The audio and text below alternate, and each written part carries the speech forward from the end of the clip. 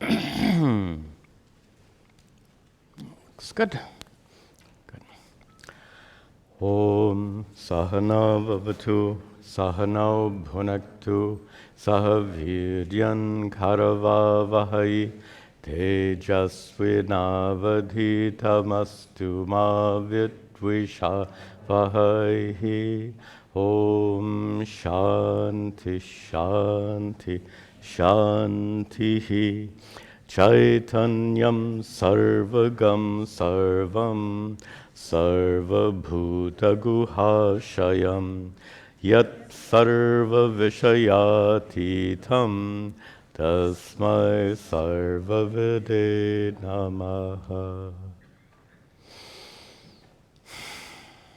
Very good. Welcome back to our class on this wonderful text of Sri Shankara. Upadesha Sahasri. We're in chapter 12. We began in the last class. It's called Prakasha Prakaranam, light. But its subject matter seems to be more focused on false identification. And the verses we're going to see today, I'm smiling because I'm just really delighted to be studying and teaching these verses. I think you'll enjoy them as much as I did. Before we jump in, there's a very nice question. In a prior class of Upadesha Sahasri, I've mentioned, in fact, in many places we've mentioned, that action cannot lead to perfection. If action, and let's supply the word effort. If effort were to lead to perfection, how much effort would be required? Infinite effort to reach a state of perfection. So we reject karma, action, or effort. But the questioner says very nicely here, but nididhyasana is an action. Meditation is a mental activity. Nididhyasana is a form of meditation. Absolutely correct. Nididhyasana is an action prescribed to complete the process of enlightenment. There's a little confusion there. Can you clarify this? So, nididhyasana is indeed an action. Any action can have only a limited result. And if you remember our prior discussions, we had a whole chapter on nididhyasana. We discussed at length how the purpose of nididhyasana is to remove habitual wrong thinking. We call it viparita bhavana, habitual wrong thinking. How much habitual wrong thinking is there up here? Lots. Every time you do, play a little science with you. Suppose you start off with lots of this habitual false thinking, false identification. And suppose each time you do nididhyasana, you remove it by 10%. So you do nididhyasana, you now have 90%. You do nididhyasana, you now have 81%. You do nididhyasana, you now have 72% left, etc., etc. So you keep removing 10% of what remains every time. When will you reach zero? How's your math? Right? So it's a constantly shrinking amount, but you never, ever reach zero. Nididhyasana cannot culminate in a perfect mind, because the mind cannot be perfected. Yet, enlightenment is indeed a state of enlightenment. So how do we resolve this? Well, we've had this discussion before. Mind cannot be perfect, but knowledge can be perfect. I just did this in a video. I gave a silly example how knowledge can be perfect. You know your telephone number? You know your email address? Any imperfection in your knowledge? So just practically speaking, knowledge can be perfect. Your knowledge of your true nature as pure consciousness can be perfect. And because that knowledge can be perfect, with perfect knowledge, you can look at the remaining imperfections of your mind. And by the way, this topic comes here today. With perfect knowledge, you can consider the imperfections of your mind, because nididhyasana has not yet perfected your mind. So you consider the remaining imperfections of your mind, and you understand completely and clearly and perfectly, you understand that the imperfections of your mind don't affect consciousness. Done. That's it. There's no need to perfect your mind. There is a need to recognize that the problems of the mind belong to your mind and don't affect you. That is knowledge. That knowledge can be perfect and complete. So it's a good question and a good topic, which we're going to see more of. We'll see that right here in today's class. We finished verse 5. Let's go to verse 6. Okay.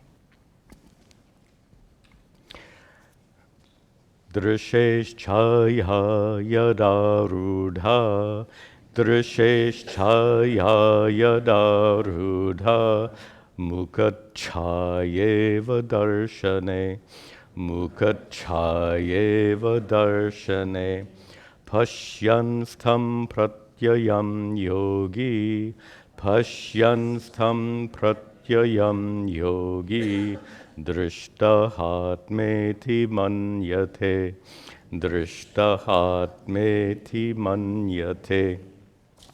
I like this verse a lot. It gives a very often used metaphor in Advaita Vedanta to explain experience. In fact, before going through the verse, we need some proper technical vocabulary to discuss this verse properly. I'd like to go to the board and just share with you a couple of things. Otherwise, we'll have a hard time navigating this verse if we don't get a little background. So today we're going to be engaged in an analysis of experience. The Sanskrit word for experience is anubhava, but we're going to divide that anubhava up into two different elements. Is there such a thing as anubhava without consciousness? Can you have an unconscious experience? That's a contradiction in terms, right? So anubhava definitely requires consciousness. So chit, we'll use the word chit for consciousness. Chit is invariably present in every experience. I need to say that again. This is a fundamental principle. Chit, consciousness, is invariably present in any experience. But is it possible to have consciousness with no experience? You can't have experience without chit, but is it possible to have chit, consciousness, without experience? Well, how about deep sleep? How about samadhi? Consciousness doesn't depend for its existence on experience, so you can indeed have consciousness without anubhava. Anubhava depends on consciousness. Consciousness does not depend on experience. This leads us to use a different word for anubhava. I need to... What is experience? We've already said experience has the invariable presence of consciousness, but not just consciousness. there's something else going on in every experience, and it's something else that goes on, certainly has everything to do with your mind, correct? In the absence of mind, could you have experience? In the absence of mind, consciousness perhaps is possible, as in deep sleep, because your mind is in is a resolved condition. But in the absence of mind, experience is not possible. So mind is invariably present in experience. Just as consciousness is one factor, and pardon me, I'm being a little philosophical, but this happens to be one of the crucial. Oh, that's one of, okay. I have a new problem now. This microphone hits the hair on my face. Haven't had that problem for many years. Although those of you who have known me a long time know that I've had a beard most of my adult life, except for maybe the past 10 years. Yes? Move back. Thank you. So, okay.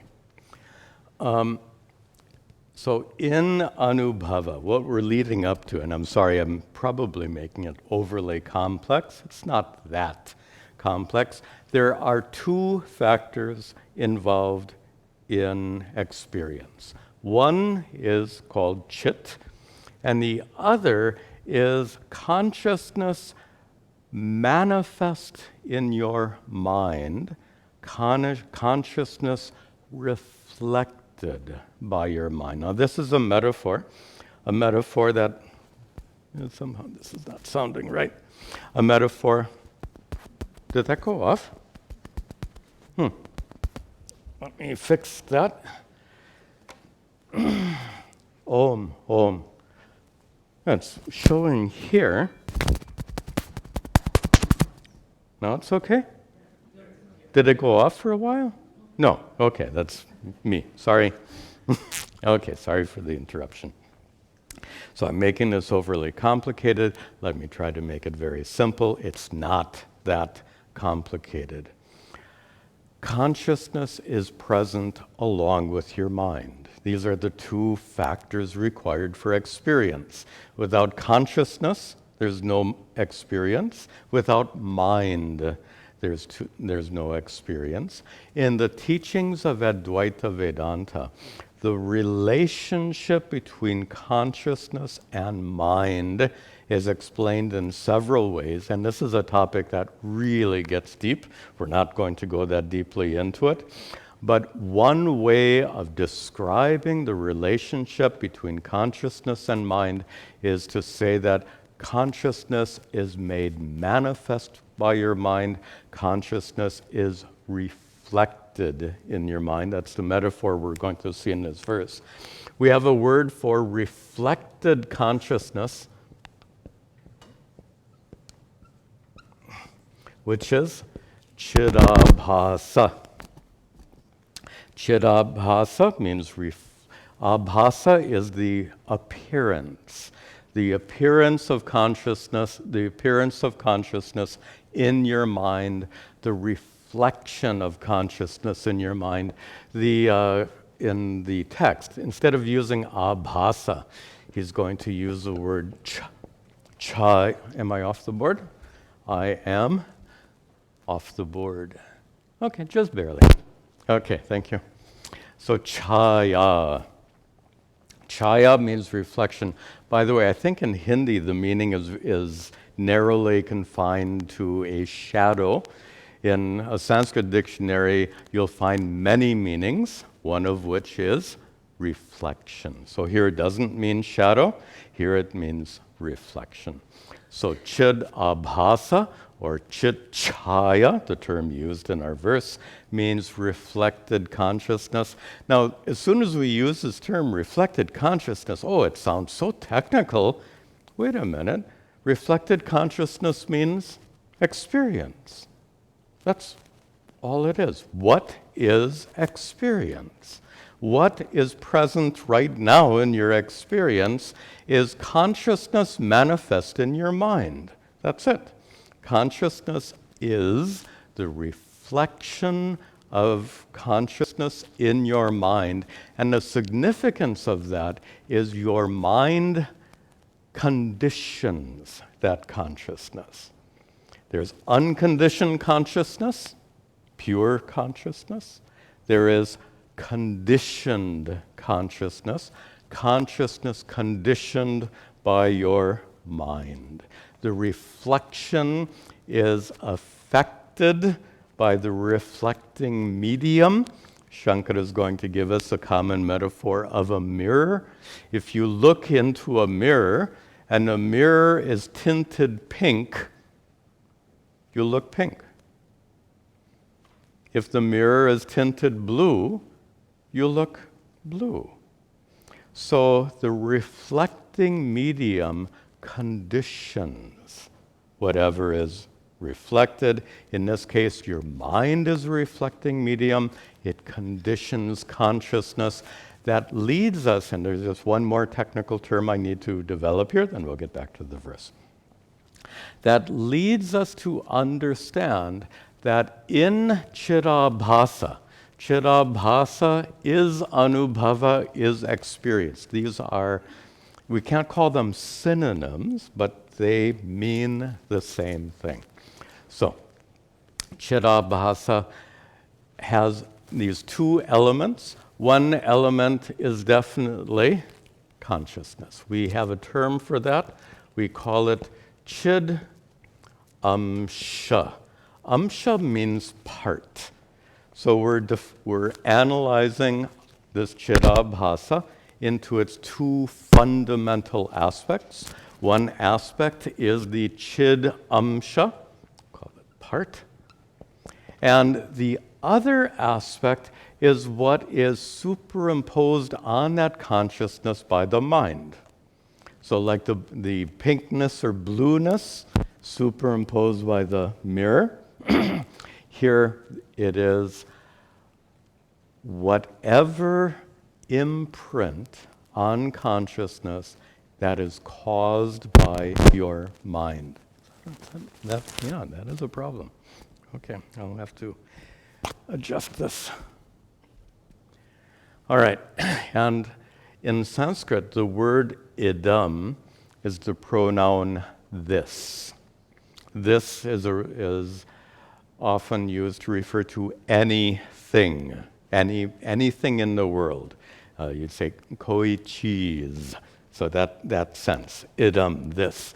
So the second part of experience is called the idam amsha, the this part. There's a chidamsha, the consciousness part, and there's an idam amsha. There's a this part, which is due to the conditioning of consciousness by the mind. It would be like the blueness or pinkness of the reflection would be the idam amsha. We need this understanding. First of all, we need to understand this metaphor of consciousness being reflected or manifest in your mind. We need to understand that. Second thing we need to understand is some of this technical vocabulary. So with that, we can return to our text, and this will make more sense. Okay. Come back here. Good. All right. So here we go. Drishehe chaya. The chaya, the reflection of drishehe. Drishi, literally seer, means chit. So drishehe chaya, the reflection of the seer, means chit chaya or chid abhasa, reflected consciousness. So the reflection of consciousness, yada arudha, yada when, the reflection of consciousness arudha, arises. Where does the reflection of consciousness arise? In your mind. And just before we continue, make sure that you connect this discussion to the experience you're having right now. In this experience, There's a chit-amsha, consciousness. Without consciousness, nothing to talk about. And there is an idam-amsha. What is that? Everything you see, hear, taste, smell, and touch. Everything around you. Sorry, something's gone wrong here.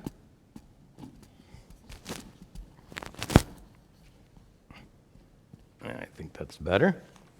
Okay. So in this experience right now, the idam-amsha is all the details of the experience.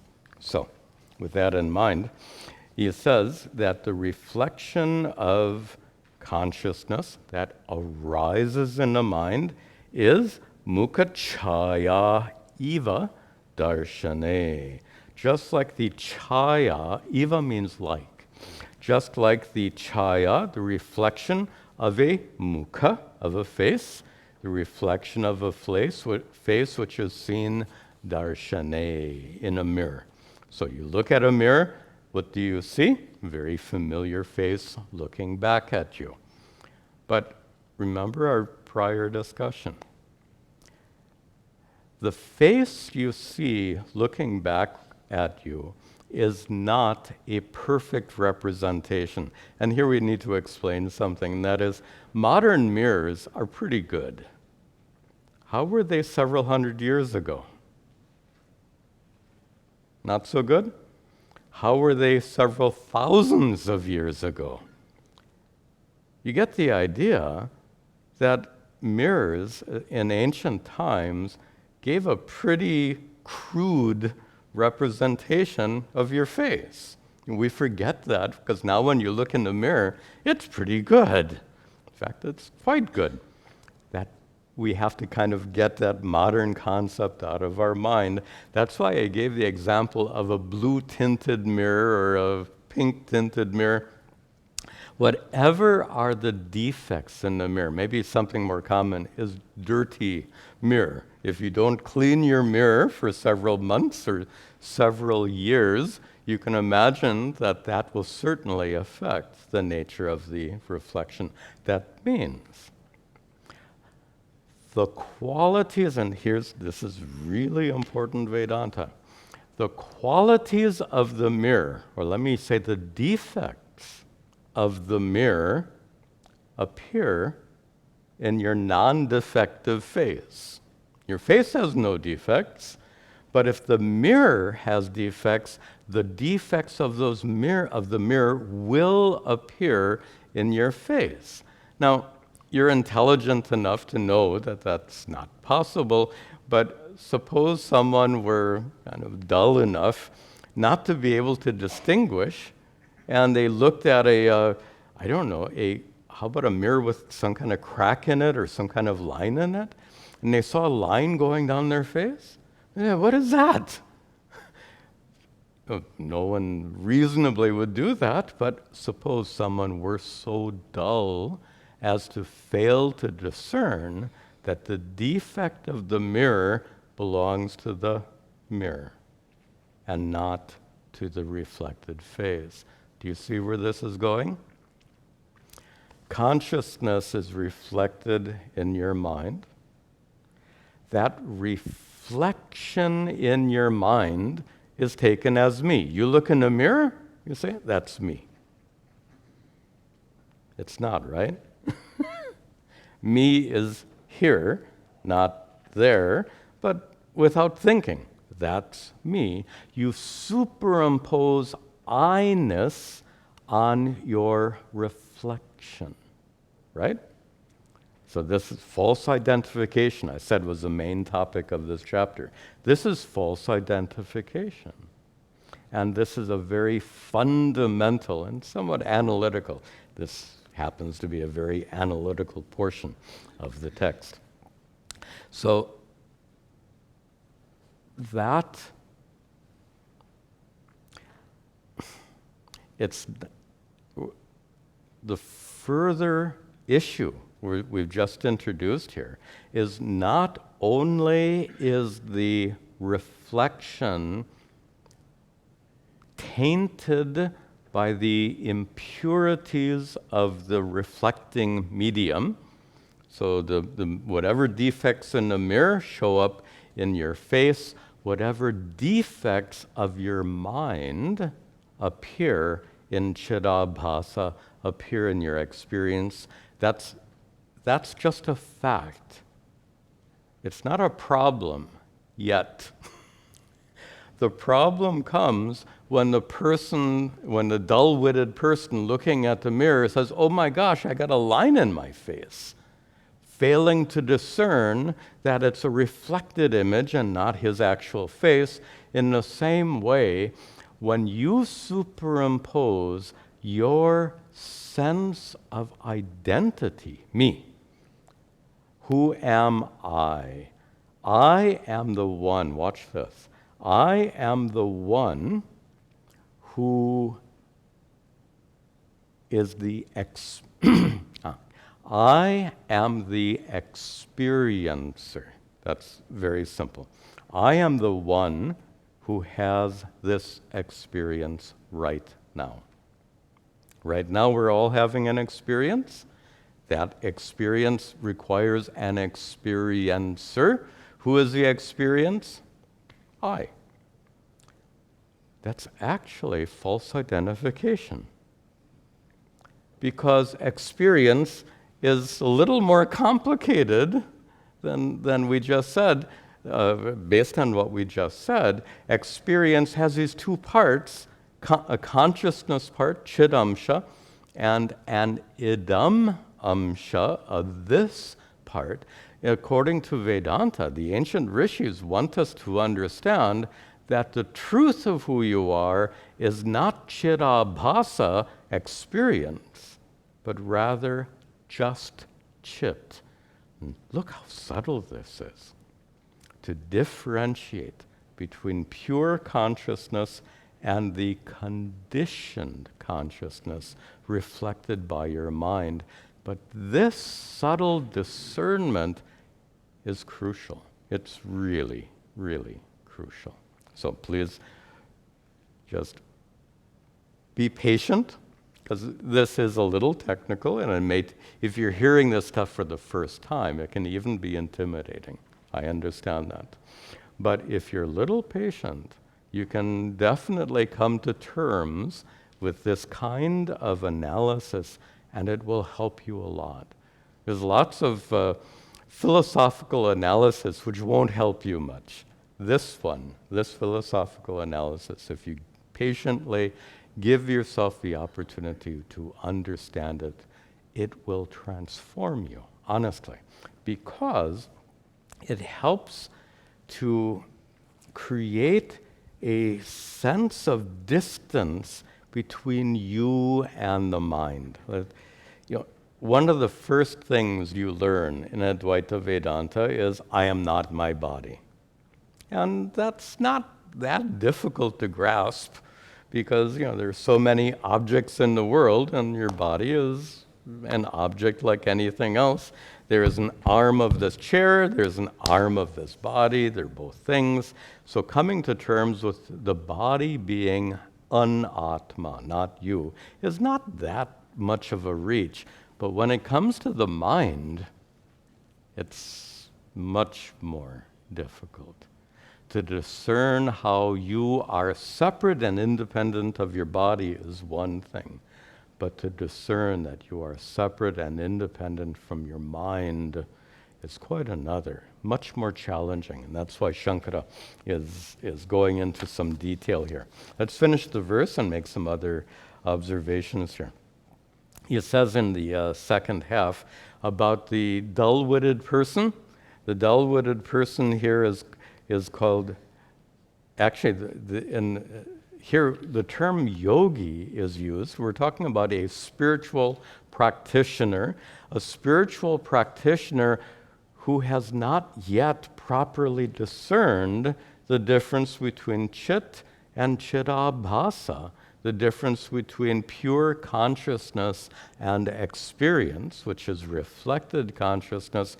Here, yogi means the practitioner who has not fully understood. And I have to admit, it's peculiar for Shankara to use the term yogi here.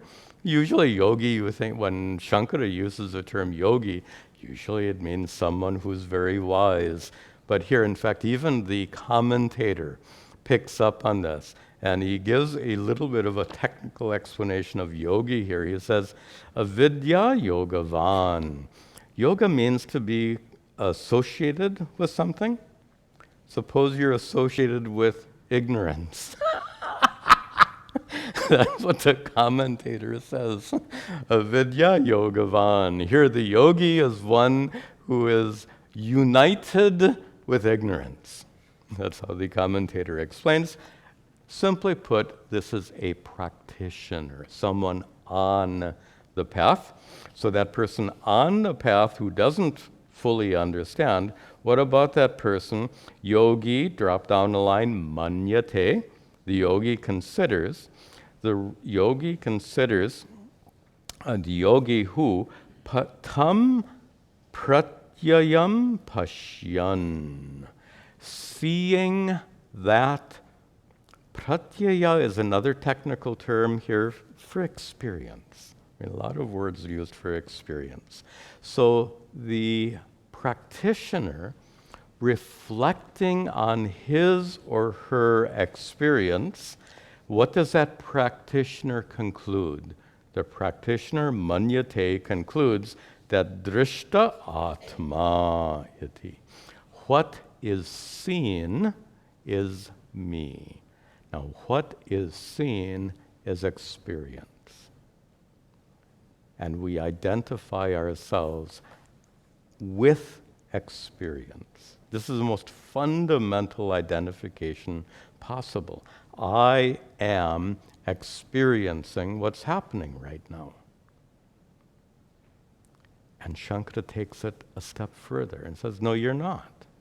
You are the consciousness underlying the experience that's occurring right now. Do you see the two different perspectives?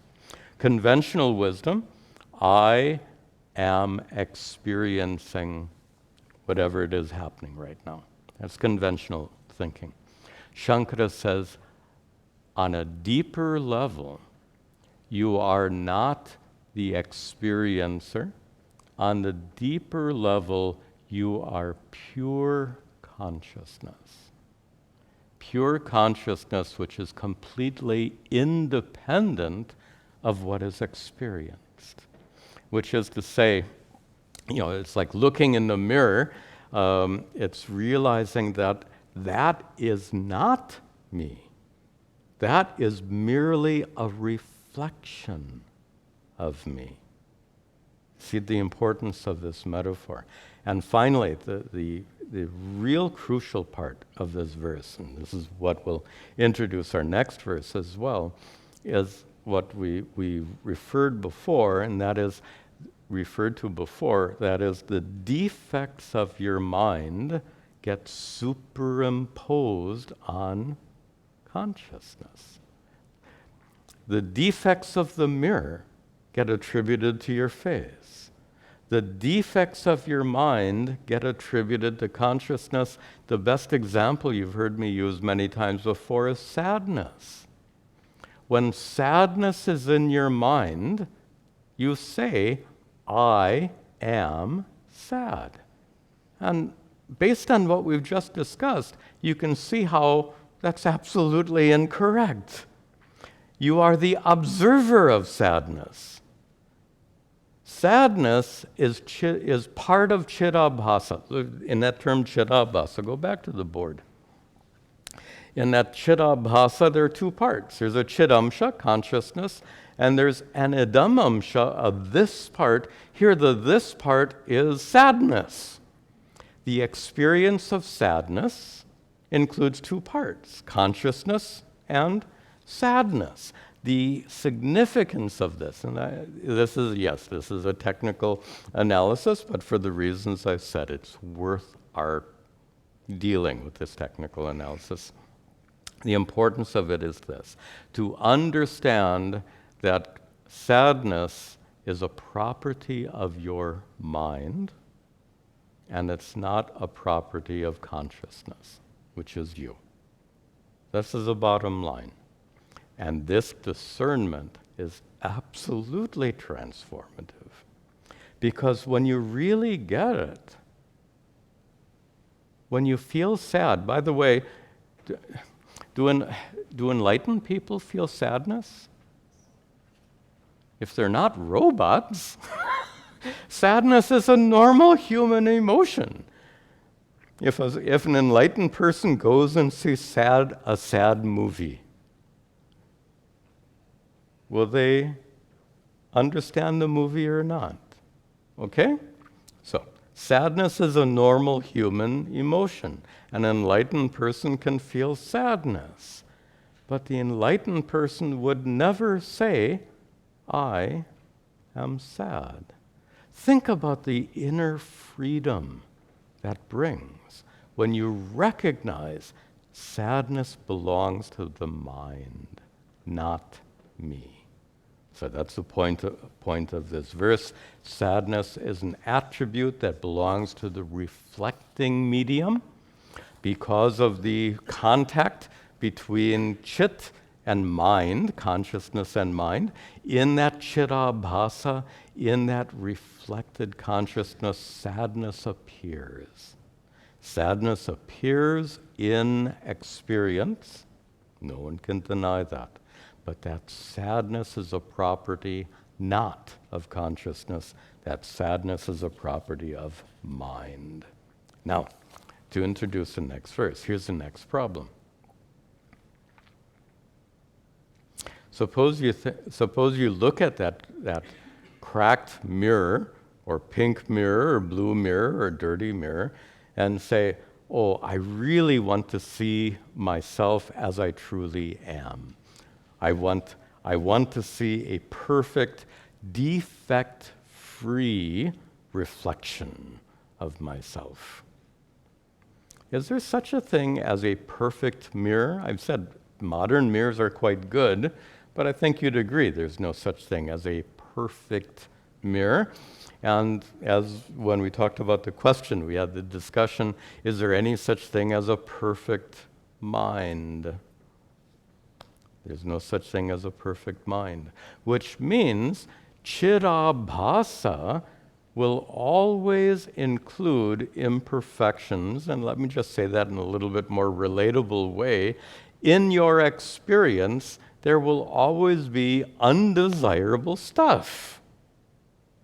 There's no such thing as as a lifelong experience which is free from sadness, pain, frustration.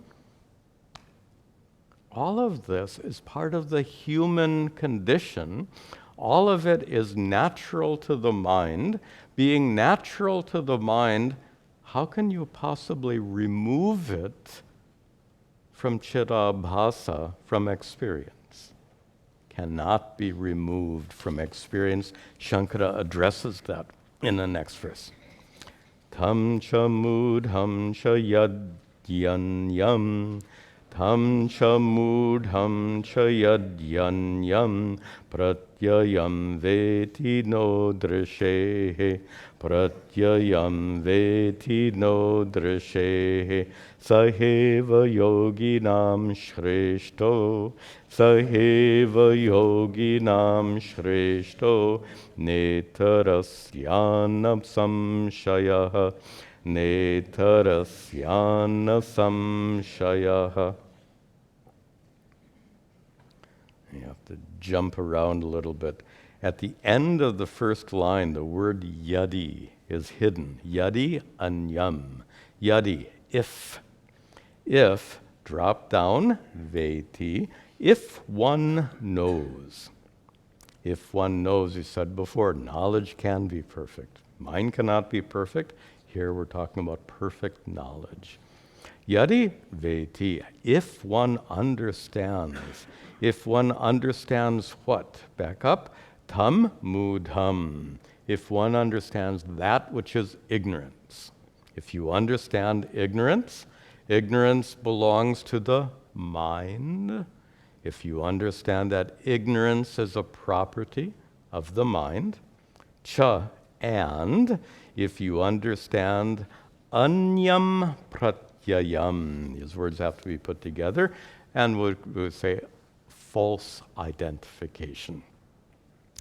So if you understand ignorance, which is a property of the mind, and if you understand false identification, the main subject of this chapter, what we've been talking about, false identification is also an attribute of the mind, right? We said in the question, habitual false identification with the body and mind is addressed through nididhyasana. And we said in response to the question that you can never fully remove every last bit of habitual false identification. And Shankara addresses that immediately here. He says that if you understand, yadi veti, if you understand that tam mudham, that the ignorance in your mind belongs to your mind and not consciousness, and if you understand that anyam pratyayam, if you understand that false identification, erroneous thinking, belongs to your mind and not consciousness. That's the point he's making here. If you know that, if you know what, see that no drishehe, na u drishehe. If you understand that doesn't belong, na u, it doesn't belong drishehe to consciousness. If you understand that the problems of the mind belong to the mind and not to consciousness. What problems of the mind? Ignorance of your true nature and false identification. When you understand that these problems belong to your mind and not to consciousness, then saha eva yoginam shreshtaha. Shankara says, saha, that person, is yoginam, amongst all yogis, that one is shreshta. That one is the greatest of yogis. Prior verse, Shankara just said yogi, practitioner. And the commentator said an ignorant practitioner. So now he's saying that amongst all practitioners, the greatest one is who recognizes that ignorance and false identification belong to the mind and don't affect consciousness. That person is the best of yogis, na ittaraha syat. Not anyone else. Only this one is truly enlightened, na samshayaha, without doubt. And there's just one important point, just slipped my mind. And that is, gosh, it really went away. Give me a moment.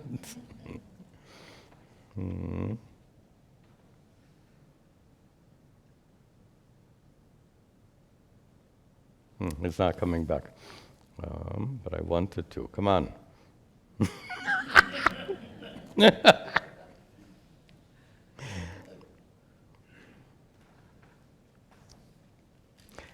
What is it to be enlightened? Not to have a perfect mind.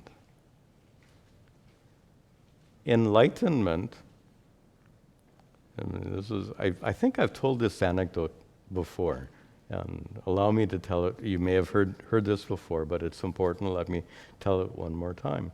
During our 3-year course, I was struggling with this so much. I was doing so much nididhyasana, and it was like I'm just struggling with decades and decades of conditioned thinking, of habitual identification, and I asked Pujya Swamiji, when will I be done dealing with all this? When I didn't ask when will I be enlightened, but that was kind of the essence of it. And excuse me, his response says, it'll come to an end when you stop worrying so much about your mind, his exact words, when you stop worrying so much about your mind, sometimes we just have to let go. We can't control everything. We can't make everything perfect. I think most of you have raised children, and I have a feeling that raising children is a good example. You do your best to make your children perfect, but they're never going to be perfect. So at some point you say, okay. And that's an important step of detachment. By the way, parents who are unable to make that detachment, they have a problem. So, this is a healthy detachment. I've done a good job with my children, and now they're it's up to them, kind of. And that's a healthy detachment from your children. You can have the same kind of healthy detachment from your mind. I've done my best. And if the mind goes on like that, that's another interesting quote from my guru. He once said, and this is an exact quote, "You don't know how silly my mind can be sometimes." This is a great Mahatma admitting that even his mind can behave in manners he considers silly. So if that's true of a great Mahatma, what to say of you and me? Okay, enough said. Let's continue. Vijñāter yastu vijñāta, vijñāter yastu vijñāta, satvam ityuchyate yataha, satvam ityuchyate yataha, sasyāranubhavastasya tatonyo nubhavo mrisha.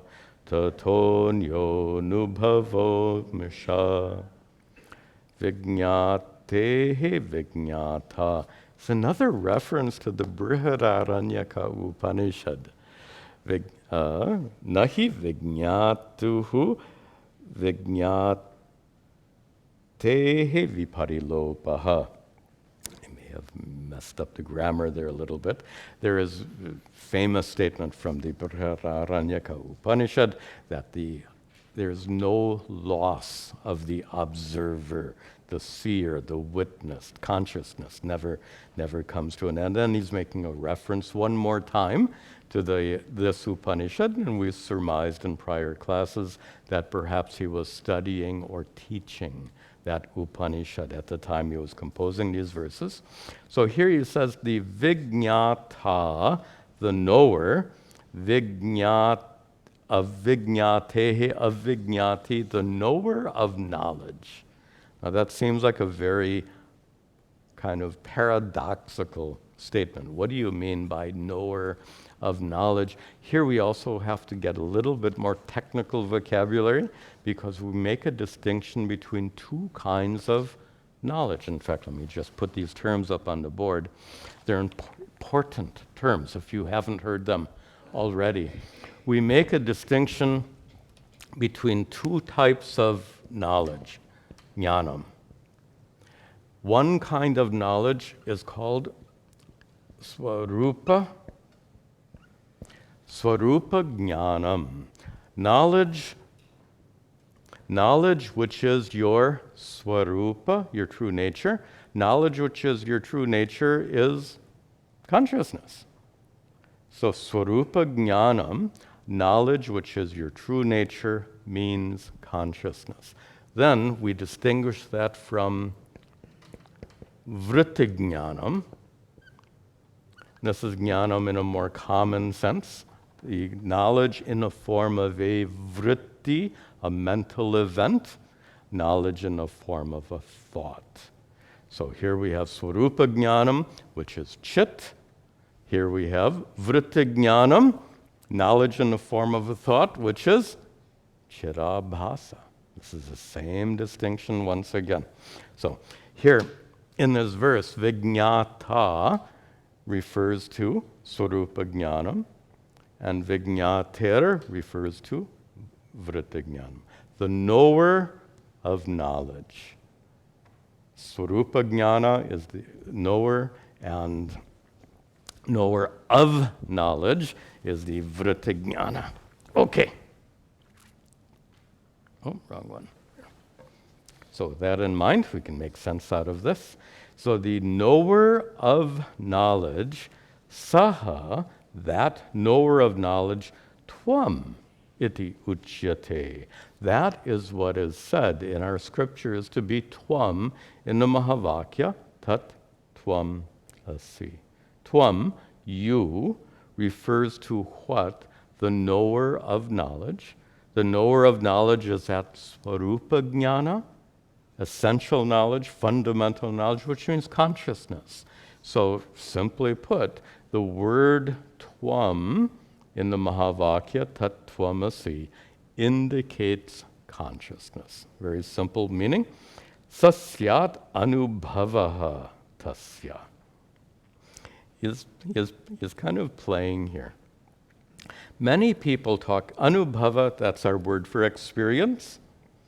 So many people in spiritual life say, how can I have atma anubhava, experience of atma? How can I experience the self? You've heard that question. You may have had that question some time ago. How can I experience this ultimate truth? How can I experience sat-chit-ananda atma? How can I have atma anubhava? And I think most of you understand the problem with that expression. Who is the experiencer? Consciousness. It's like if light says, how can I illumine myself? What? It's nonsensical. How can I experience consciousness? Consciousness is the essence of experience. The very expression to experience myself or to experience consciousness creates a false dichotomy between you and you. You are you. Tvam is indivisible. You as consciousness are indivisible. So how can you be aware of yourself? How can you be conscious of yourself? How can you have the experience of yourself? All of that is silliness because you are one indivisible consciousness. Yet many people have this confusion, and perhaps Shankara is addressing that confusion. He says, sasyat anubhavaha tasya. Tasya anubhavaha, and I've translated anubhava here not as experience, but realization, because many people like that word. I want to realize the self. What does that mean? We like these words. That language sounds very spiritual. He is self-realized. Wow. Sorry that I'm being a little sarcastic here, but we unwittingly play games with language, and it doesn't help. It only causes more confusion. So Shankara doesn't like that confusion. He says, what do you mean by realization of the self? Realization of the self is simply consciousness. That's it. He says, it's simply consciousness, tataha anyaha anubhavaha, any other kind of realization, mnusha. He said it's false. It's a misunderstanding. So, this realization of the self means what? And the problem, realization is a translation of this word anubhava. Anubhava means experience, and you cannot experience, sat-chit-ananda, atma. So notice that problem with that word realization. What does it mean to realize the self? If the word realization means experience, it doesn't work.